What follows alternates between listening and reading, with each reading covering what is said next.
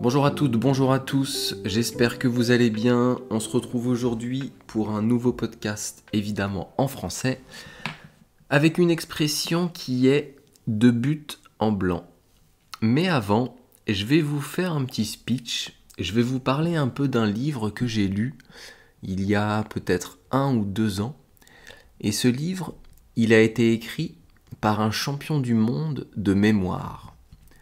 Évidemment, ça m'a intéressé, parce que dans ce livre, il y a beaucoup d'astuces, beaucoup d'idées, beaucoup de méthodes afin de pouvoir apprendre et surtout retenir.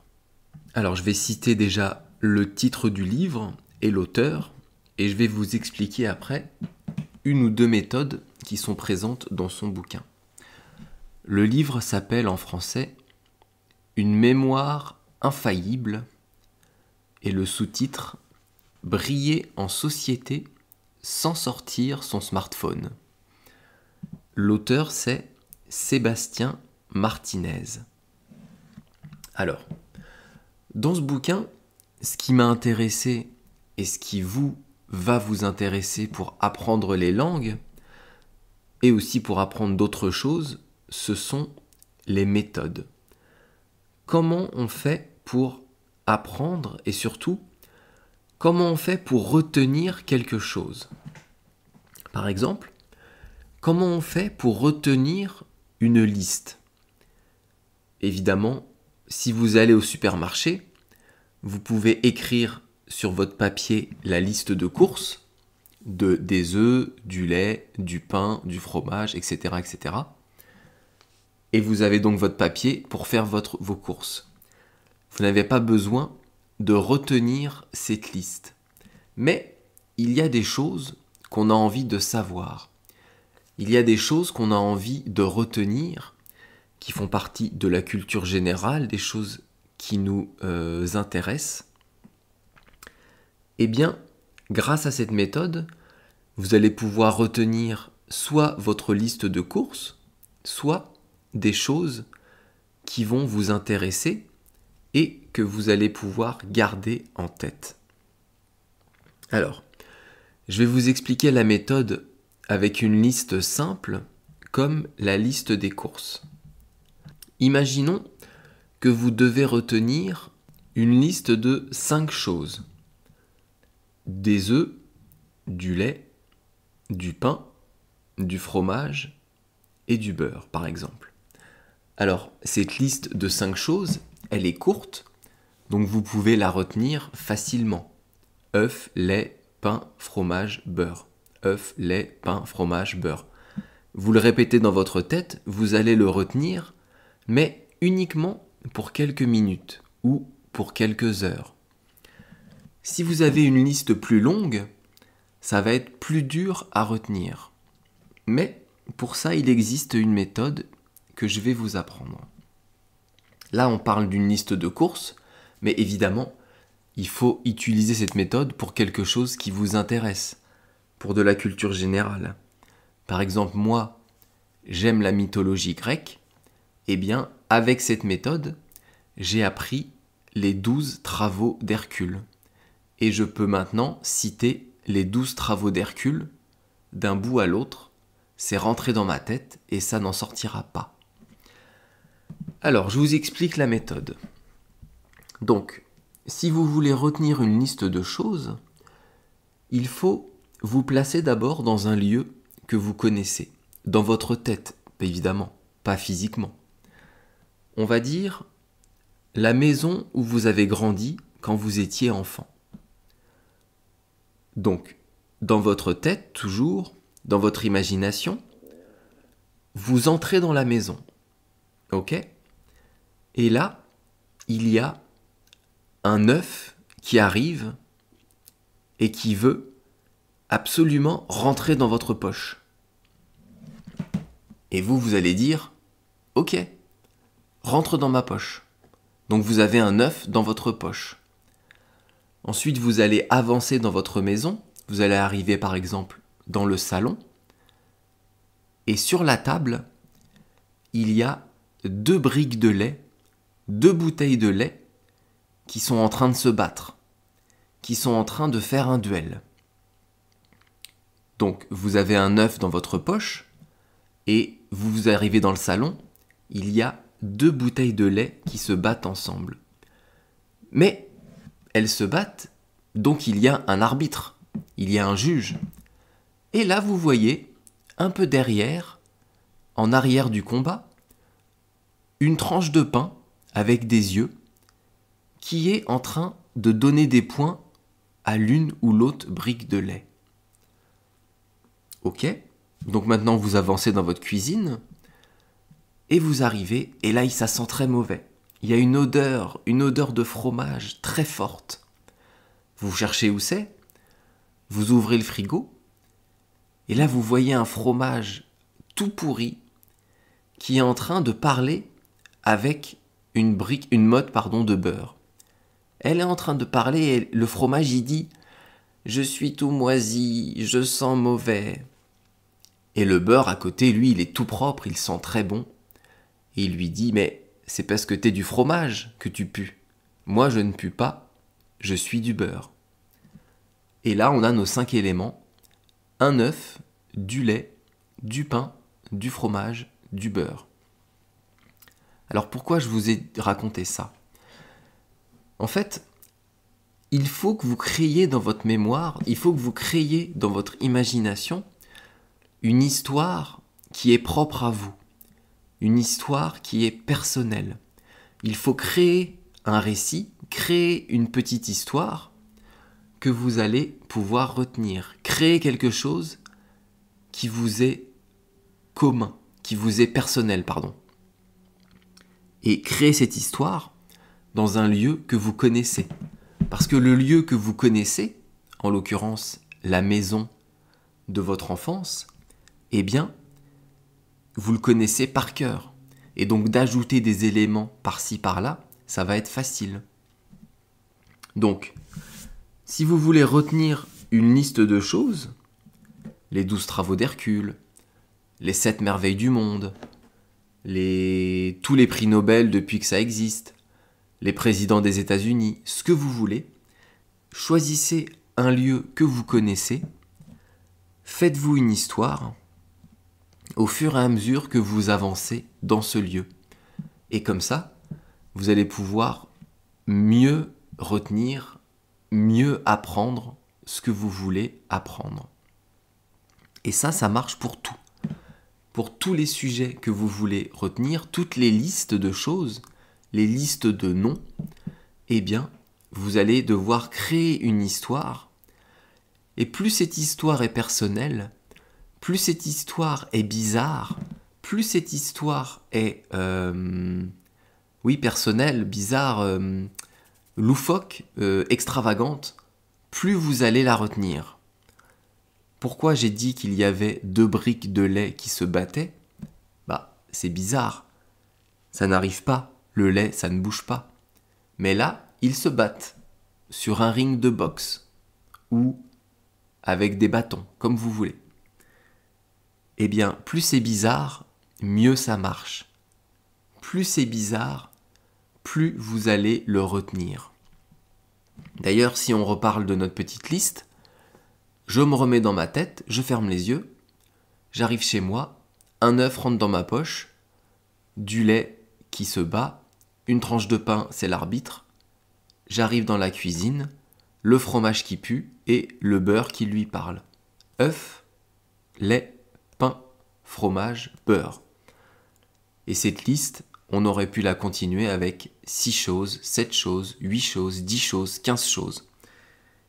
Et comme ça, vous allez pouvoir retenir des choses, apprendre.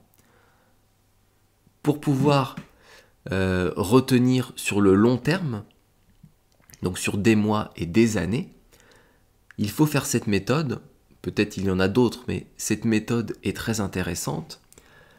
Et de temps en temps, il faut se redemander la liste. Il faut se re-questionner dans sa tête de savoir, par exemple, que sont les 12 travaux d'Hercule. Moi, ça fait un moment que je ne l'ai pas fait.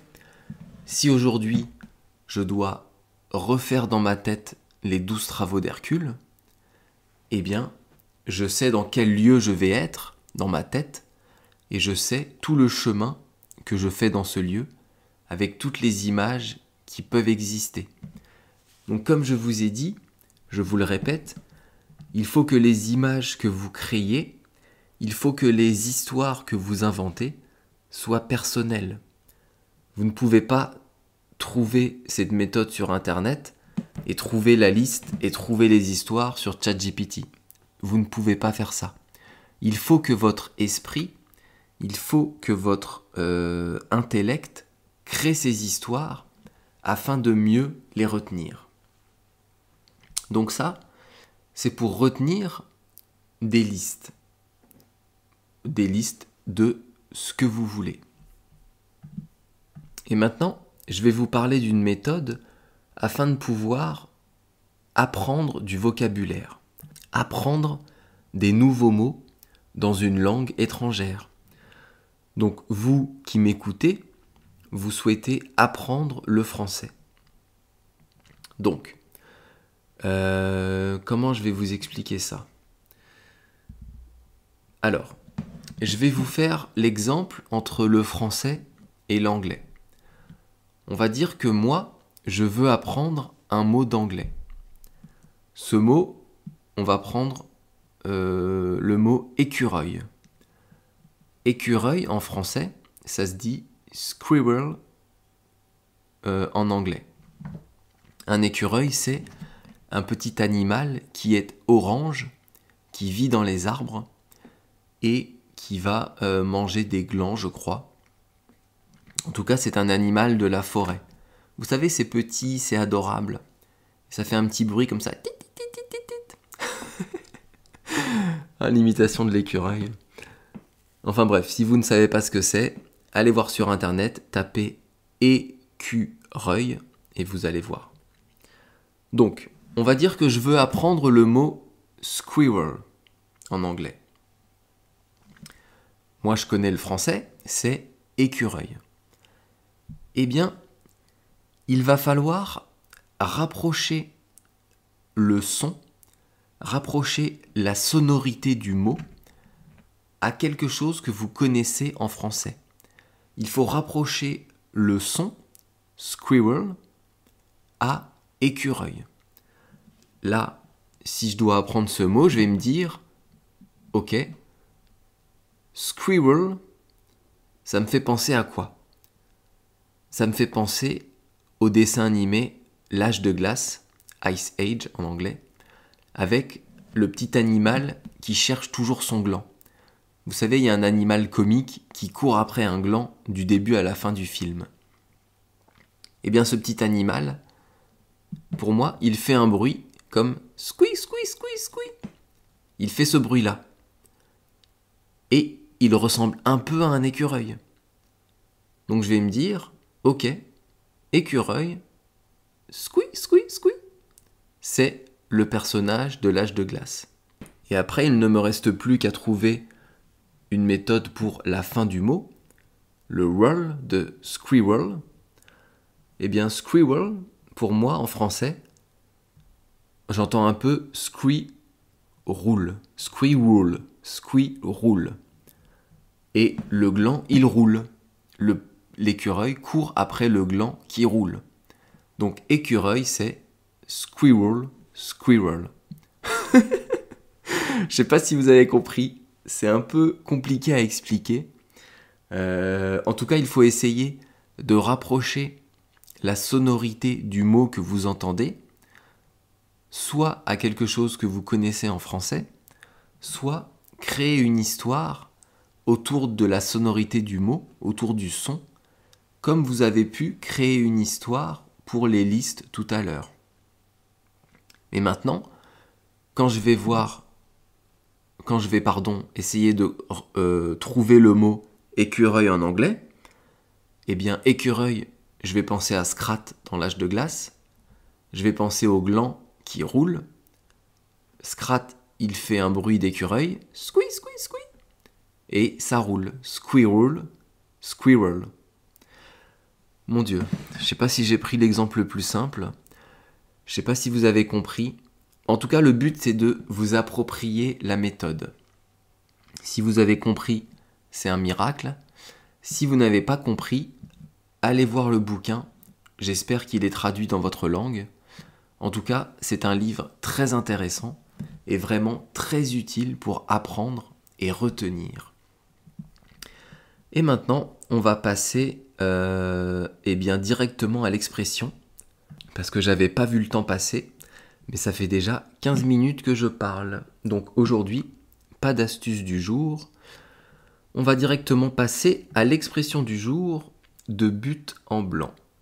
Alors, de but en blanc, on a 4 mots dans cette expression. Le premier mot, c'est de, mais il ne faut pas voir ce mot tout seul. Ici, il faut voir l'expression, ou plutôt la locution, de quelque chose en quelque chose. De 1 en 1. Ça va être utilisé pour indiquer quelque chose qui va partir de 2 et qui va aller jusqu'à en, qui va passer par en. Donc c'est utilisé pour indiquer l'origine et après la continuité de quelque chose. Je vous donne des exemples. Cette personne va de problème en problème.